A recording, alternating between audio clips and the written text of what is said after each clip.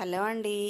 నేనైతే ఇప్పుడు ఇన్స్టెంట్ మామిడికాయ చట్నీ ఎలా చేయాలో చూస్తాను. దానికోసం ఒక 3 మామిడికాయలు తీసుకున్నాను. తర్వాత ఒక కప్ అయితే మిర్చి పౌడర్ వేసుకున్నాను. తర్వాత ఒక కప్పు కన్నా కొంచెం తక్కువగా సాల్ట్ తీసుకున్నాను. తర్వాత హాఫ్ కప్ అయితే ఆవాల పొడి తీసుకున్నాను. తర్వాత ఒక 2 స్పూన్స్ మెంతుల పొడి అయితే తీసుకున్నాను. వీటన్నింటినీ వేసి బాగా ఇలా కలుపుకోవాలి. మనం ఏ చట్నీ అయినా చేసేటప్పుడు వెంటనే పోపు అయితే వేసుకోకూడదండి. పొడులన్నీ వేసి ఇలా బాగా కలుపుకోవాలి. ఇలా కలుపుకొని ఒక 1 అవర్ దాకా వీటిని అలాగే వదిలేయాలన్నమాట.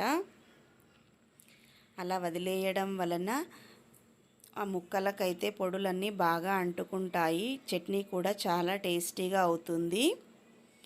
ఒక 1 అవర్ తర్వాత చూస్తే చట్నీ అయితే ఇలా రెడీ అయిపోయింది చూడండి, ముద్దలాగా. అందుకే వెంటనే పోపు వేసుకోకూడదు.